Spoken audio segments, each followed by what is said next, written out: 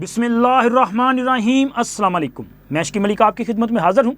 आज हफ्ता है और आज का दिन पाकिस्तान के लिए एक हिस्टोरिकल डे है, क्योंकि आज मुत्तफ़िका आइनी तरामीम का मसवदा मंजूरी के लिए पार्लिमान में पेश किया जाएगा। इस मसवदा कानून को रोकने के लिए बहुत हडल्स पैदा की गई। बहुत सारी अहम तरीन शख्सियात ने अपने मकाम से नीचे गिरना भी गवारा किया, लेकिन बिलाखिर पार्लिमान की बालादस्ती को तस्लीम करना पड़ा और आज पार्लिमान की बालादस्ती भी तस्लीम की जाएगी।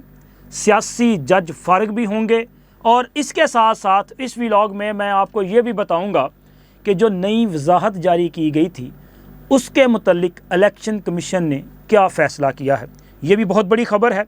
लेकिन सबसे पहले आगाज़ करेंगे वफाकी काबीना के इजलास से, जो कि कल देर तक जारी रहा। और इस इजलास में चूँकि वो जो पार्लिमान की मुश्तरका कमेटी थी उसकी तरफ से मसवदा कानून की मंजूरी दिए जाने के बाद काबीना का हंगामी इजलास पार्लिमान में तलब किया गया और इस तवील अजलास में मजवज़ा आइनी तरामीम के 26 नुकाती मसवदे का तफसीली जायज़ा लिया गया और फिर इसकी मंजूरी दी गई। चूँकि ये एक कानूनी प्रोसेस है, जब तक काबीना इसकी मंजूरी ना दे उससे पहले कोई भी मसवदा कानून जो है वो पार्लिमान में पेश ही नहीं किया जा सकता हुकूमत की तरफ से। प्राइवेट मेंबर डे पे कोई भी मेंबर असम्बली इनफरादी तौर पे कोई भी मसवदा कानून पेश कर सकते हैं, लेकिन हुकूमत अगर कोई मसवदा कानून पार्लिमान में लेके आएगी तो उसे पहले काबीना से उसकी मंजूरी लेना पड़ेगी। तो ये कार्रवाई कंप्लीट कर ली गई। वैसे आपको याद होगा कि इन्हीं आइनी तरामीम को रखवाने के लिए क्या कुछ नहीं किया गया। सबसे पहले गुज़िश्ता माह 14 सितंबर को एक कोशिश की गई हुकूमत की तरफ से कि आइनी तरामीम जो है मंजूरी के लिए असम्बली में पेश की जाएं, लेकिन उस दिन देखा गया कि हुकूमत अपोजिशन के साथ इत्तफाक़ राय पैदा ना कर सकी और उसी दिन सुप्रीम कोर्ट के 8 जजेस की तरफ से एक 4 सफ़हात पर मुश्तमिल वजाहत जारी कर दी गई और कोशिश ये की गई कि ये प्रोसेस उस वक़्त जारी था जिसमें इत्तफाक़ राय पैदा किया जा रहा था और आइनी तरामीम जो है पार्लिमान में पेश की जानी थी, इसे रोका जाए। तो खैर वो रुक गया चूँकि मौलाना फजल रहमान के शदीद तरीन तहफ़्फ़ुज़ात थे। फिर उसके बाद हुकूमत ने इत्तफाक़ राय पैदा करने के लिए एक डायलॉग का प्रोसेस शुरू किया और बिलावल भुट्टो ज़रदारी ने इसके लिए अहम किरदार अदा किया। उन्होंने मौलाना फजल रहमान को अंगेज किया, उनसे मुलाकातें की, मुस्लिम लीग नून की लीडरशिप से मुलाकातें की, दीगर पोलिटिकल पार्टीज़ के साथ मुलाकातें की।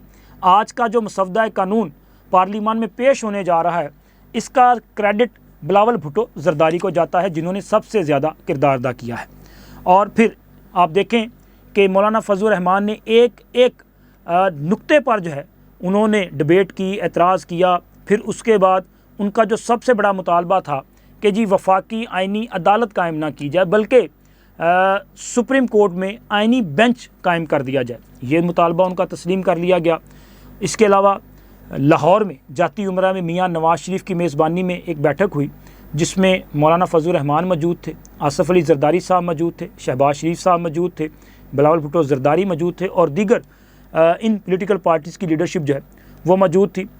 इस बैठक में ये असूली इत्तफ़ाक़ किया गया कि मुतफ़िका तौर पर मसवदा जो है वो पार्लिमान में पेश किया जाएगा, लेकिन मौलाना फजल रहमान ने कहा कि मुझे 24 घंटे की मोहलत दें ताकि मैं तहरीके इंसाफ को ऑन बोर्ड लूँ। उन्हें मोहलत दी गई। बाद अचानक मौलाना फजल रहमान जो हैं उन्होंने प्रेस कॉन्फ्रेंस की तहरीके इंसाफ से मुलाकात के बाद। उन्होंने कहा कि हमारे अरकान असम्बली और सेंटर्स को हरासा किया जा रहा है, ये बदमाशी की जा रही है और हम इसे तस्लीम नहीं करते। और फिर उन्होंने कहा कि अगर ये सिलसिला ना रुका तो हम इससे भी सख्त फ़ैसला लेंगे। लेकिन खैर आप देखें कि जब ये सब कुछ हुआ तो कल बिलावल भुट्टो ज़रदारी फिर एक्टिव हुए। वो मौलाना फजल रहमान से मिलने उनके घर गए। वहाँ पे तहरीके इंसाफ की क़यादत और मौलाना फजल रहमान के साथ एक लंबी नशिस्त हुई और इस नशिस्त में उन्होंने तहरीके इंसाफ वालों को ये यकीन दहानी करवाई कि सुबह इमरान खान से उनकी मुलाकात करवा दी जाएगी। वैसे भी इमरान खान और अडियाला जेल में कैद तमाम कैदियों की मुलाकातों पर जो पाबंदी आयद की गई थी वो 18 अक्टूबर तक थी और आज वो पाबंदी ख़त्म है और आज किसी वक्त भी तहरीके इंसाफ का वफ़द इमरान खान से मुलाकात के लिए अडियाला जेल जाएगा। और ये जो मुत्तफ़िका मसवदा कानून जिसकी मंजूरी दी गई है ये इमरान खान के सामने रखा जाएगा और फिर उसके बाद तहरीक इंसाफ वाले जो हैं अपना हतमी जो ऐलान है वो करेंगे।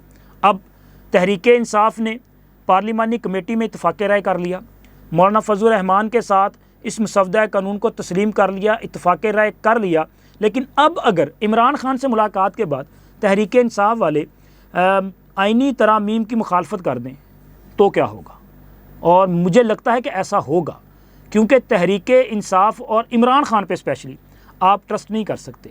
और इमरान खान क्यों चाहेंगे कि जी मुल्क में सियासी इत्तफाक़ राय कायम हो, चूँकि इमरान खान को तो सूट करता है कि सियासी हैजान बरपा हो, मुल्क में जो है वो एक सियासी अनारकी जैसी सूरत हाल जो है वो कायम रहे और इमरान खान किसी भी तरह से जो है उस सूरत हाल को अपने सियासी फ़ायदे के लिए इस्तेमाल कर सकें।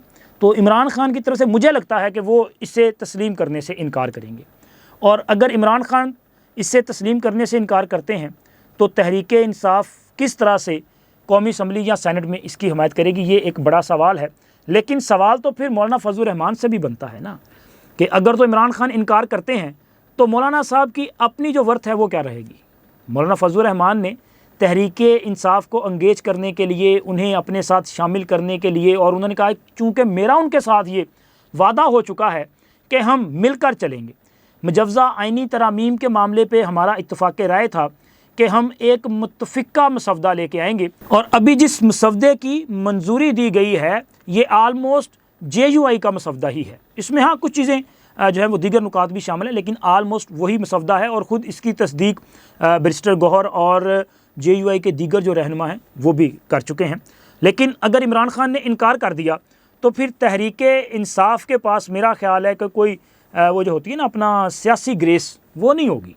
एक जमात जो तमाम पॉलिटिकल पार्टीज़ के साथ बैठ के कमिटमेंट करे और फिर उस कमिटमेंट को एक शख्स के लिए जो है तोड़ दिया जाए, तो ऐसी सियासी जमात पर मेरा ख्याल है कि फिर किसी को ट्रस्ट नहीं करना चाहिए। तो खैर आज जो भी होगा अगले चंद घंटों में सामने आ जाएगा, क्योंकि सबसे पहले तो ये मसवदा कानून जो है 11 बजे सेनेट का इजलास शुरू होना है, और इम्कान यही है कि ये मसवदा सेनेट में पेश किया जाएगा, फिर उसके बाद कौमी असम्बली का इजलास है इसमें पेश किया जाएगा, और कभी इम्कान ये है कि आज या फिर ज़्यादा से ज़्यादा कल यानी कि इतवार वाले दिन नई आइनी तरामीम जो हैं, जो कि मुत्तफ़िका मसवदा है, इसे मंजूर कर लिया जाएगा और इसे नाफिज भी कर दिया जाएगा। सदर साहब ने दस्तखत करने हैं, फिर उसके बाद ये नाफिजुल अमल हो जाएगा, और उसके बाद फिर प्रोसेस का आगाज़ होना है नए चीफ़ जस्टिस के तकर्रुर के प्रोसेस का।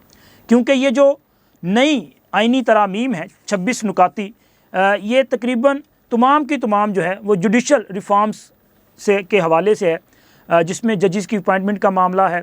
इसी तरह सो मोटो जो इख्तियार था वो ख़त्म करने के हवाले से इसमें तरामीम शामिल हैं। जुडिशल कमीशन की तश्कील जो है इस हवाले से तब्दीलियाँ की जा रही हैं, और भी इसमें अदलिया से मुतल्लिक जो है वो चीज़ें मैंने आपके साथ पहले भी शेयर की, अगर उस पर दोबारा रिपीट करेंगे तो बात लंबी हो जाएगी। लेकिन इसमें जो चीफ़ जस्टिस के तकर्रुर के हवाले से कमेटी कायम होगी वो 12 रुकनी कमेटी होगी, जिसमें 8 मेंबरान जो हैं कौमी असम्बली से होंगे और 4 सेनेट से होंगे, और 3 सीनियर जजेस पर मुश्तमिल पैनल तश्कील दिया जाएगा। जो पैनल इस कमेटी के सामने आएगा और वहाँ से फ़ैसला किया जाएगा कि कौन अगला चीफ़ जस्टिस होगा। जो पैनल बनेगा उसमें मंसूर अली शाह साहब का नाम है, उसमें मुनीब अख्तर साहब का नाम है, और जस्टिस याहिया अफरीदी साहब का नाम है। इन तीनों में से कोई एक नाम जो है इसका इंतखाब किया जाएगा। लेकिन जिसका इंतखाब किया जाता है अगर वो एक्सक्यूज़ करता है तो फिर उसके नीचे जो सीनियर है, मिसाल के तौर पे कि अगर कमेटी ये फ़ैसला करती है कि जी हम याहिया अफरीदी साहब को चीफ़ जस्टिस बनाते हैं और याहिया अफरीदी साहब जो हैं वो एक्सक्यूज़ कर दें, तो फिर कमेटी जो है वो नीचे जो 3 का पैनल बनेगा, जिसमें जस्टिस अमीनुद्दीन ख़ान, जस्टिस जमाल ख़ान मंदोखेल और बाकी जो जज हैं उनको शामिल करेगी, और उसमें से फिर चीफ़ जस्टिस का इंतखाब किया जाएगा। तो ये एक प्रोसेस जो है वो आगे बढ़ेगा, और ये प्रोसेस कंप्लीट होना है 23, 24 और 25 अक्टूबर, यानी कि 3 दिन के अंदर अंदर ये प्रोसेस जो है वो कंप्लीट किया जाएगा। तो फिर लगता यही है कि अब पार्लिमान के पास इख्तियार चला जाएगा। पार्लिमान पहले से ज़्यादा एम्पावर होने जा रही है, और जब पार्लिमान एम्पावर होगी, जब आइन पसंद जजेस जो हैं उनकी अक्सरियत होगी, तो फिर वो जज जो सहूलत कारी करते हैं, जो बाकायदा एक मंसूबे के तहत लाए गए थे, उनका क्या बनेगा? सीधी सी बात है, वो सारे के सारे फारग होंगे। और वैसे भी अगर जुडिशरी में सियासत होनी है तो फिर सियासत करने वाले को चाहिए ना कि वो वहाँ से इस्तीफ़ा दे और जाके भरपूर तरीके से सियासत करे। लेकिन आप जज भी हों, आपके पास जो है वो आईनी इस्तेहकाक भी हों, और आप कहें जी हम यहाँ पे बैठ के सियासत भी करेंगे, तो ये तो इजाज़त नहीं दी जा सकती। तो लिहाजा अब चूँकि पार्लिमान का वार होने जा रहा है, पार्लिमान का आईनी वार होने जा रहा है, जहाँ पार्लिमान की बालादस्ती भी कायम होगी, और इसके साथ साथ सुपीरियर जुडिशरी से ये जो सियासी जज हैं, एक माइंडसेट वाले जो जज हैं, जो एक ही जमात को रिलीफ देते हैं और जो चाहते हैं कि सिर्फ उनके सामने उनके मुर्शद के केस आएँ ताकि लीडें लगे, ताकि बड़ी बड़ी सुर्खियां हों, ताकि ब्रेकिंग न्यूज़ चले। ये जो अपना पॉपुलैरिटी का एक शौक़ है ना, इसकी वजह से जो कुछ हो रहा है, अब इसका मेरा ख्याल है कि ख़ात्मे का टाइम आ चुका है। अगर मंसूर अली शाह साहब, मुनीब अख्तर साहब फारिग होंगे तो फिर जो बाकी वहाँ पे बैठे हैं उनमें से कुछ तो ऐसे हैं जिनको आप कराची ग्रुप कहते हैं, मेरा ख्याल है कि वो आज खुद ही राह रास्त पे आ जाएंगे और आइन और कानून की तरफ उनका रुख हो जाएगा। और कुछ ऐसे भी हैं अभी भी, उसके अलावा 2-3 जज ऐसे हैं कि जिनके लिए फ़ैसला करना पड़ेगा, और वो फ़ैसला भी इंशाल्लाह इसी तरह का फ़ैसला होगा जिस तरह का अभी हुआ है। कि आप देखें ना कि रुकावट पैदा की गई, तहरीक इंसाफ की तरफ से बड़ा शोर मचाया गया, मौलाना फजल रहमान ने कभी हाँ कभी ना, और एक गैर वाज़े पोजीशन थी, समझ नहीं आ रहा था कि क्या होगा। फिर अचानक आप देखें कि 6 से 8 घंटों के अंदर पूरी काया ही पलट गई, पूरी की पूरी बाजी पलट गई, और सब का सब जो है वो रोज़े रोशन की तरह अया हो गया। मुतफ़िका तौर पे आइनी तरामीम जो है उनका फ़ैसला कर दिया गया, और अब वो मुतफ़िका तौर पे आइनी तरामीम भी आने जा रही हैं। और ज़ाहिर है जब आइन की बालादस्ती कायम होती है, जब पार्लिमान की बालादस्ती कायम होती है, तो फिर आइनी अदारे भी जो हैं वो बाइख्तियार होते हैं। अब हमारे 8 जजों ने क्या किया कि उन्होंने अपने ही फ़ैसले पर फिर उस वक़्त एक और नई वजाहत जारी कर दी, जब एक बार फिर मुल्क में आइनी तरामीम पर इत्तफ़ाक़ राय पैदा किया जा रहा था। कल क्या हुआ? कल अचानक 2 सफ़हात पे मुश्तमिल एक नई वजाहत आ गई। कितनी हैरत की बात है कि वो फ़ैसला क्या फ़ैसला होगा कि जिसके लिए जज साहिबान को बार बार वजाहतें करनी पड़े। अंदाज़ा लगाएं कि अगर वो फ़ैसला आइन और कानून के मुताबिक होता तो अब तक उस पर अमल दरामद किया जा चुका होता, लेकिन चूँकि वो आइन और कानून के मुताबिक नहीं है तो इसलिए उस पर अमल दरामद भी नहीं किया जा रहा। और ये जो ताज़ा वजाहत जारी हुई है ना सर, इस वजाहत के मुतल्लिक भी इलेक्शन कमीशन फ़ैसला कर चुका है। इलेक्शन कमीशन के ज़राए के मुताबिक जो गौर ख़ौज़ किया गया गुज़िश्ता रोज़, उसमें इस नतीजे पे पहुँचे हैं तमाम इलेक्शन कमीशन के मेंबरान कि ये वजाहत काबिल अमल नहीं है। जिस तरह से मुख्तसर फ़ैसला काबिल अमल नहीं था, वजाहत जो है वो काबिल अमल नहीं थी, तफसीली फ़ैसला जो है वो इम्प्लीमेंट करने के काबिल नहीं था, उसी तरह से ये वजाहत भी मुस्तरद की जाती है। और इलेक्शन कमीशन का ये कहना है कि सुप्रीम कोर्ट के बहुत सारे ऐसे फ़ैसले हैं जिनमें ये करार दिया जा चुका है कि अगर पार्लिमान की तरफ से नई कानून साजी की जाए तो फिर वो कानून साजी जो है वो नाफिजुल अमल होगी, और उसी के मुताबिक जो है फ़ैसले भी किए जाएंगे और इक़दामात भी किए जाएंगे। तो लिहाजा इलेक्शन एक्ट में पार्लिमान की तरफ से जो नई कानून साजी की गई है उसकी रोशनी में फ़ैसला किया जाएगा। तो फिर इसका मतलब है कि सियासी जज भी फ़ारग, PTI भी आउट, और ये मखसूस नशिस्तें वापस उन्हें ही अलाट होंगी जिनको पहले अलाट की गई थी। तो ये भी सरप्राइज़ होगा वैसे तहरीक इंसाफ के लिए, तो मौलाना फजल रहमान के लिए तो खुशी का बाइस होगा ना। मौलाना फजल रहमान का आपको याद होगा कि जब ये केस सुप्रीम कोर्ट में चल रहा था तब भी उन्होंने तहरीक इंसाफ को और सुन्नी इत्तेहाद कौंसिल को सीटें देने की मुखालफत की थी। तो मेरा ख्याल है कि चीज़ें बड़ी क्लियर हो चुकी हैं।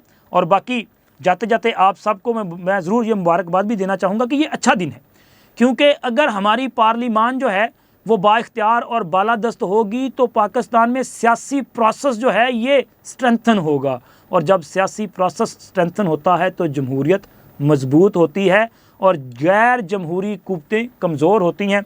जमहूरियत का इस्तेहकाम पाकिस्तान के अवाम के इस्तेहकाम का ज़ामिन है। अब तक इतना ही। अल्लाह हाफ़िज़।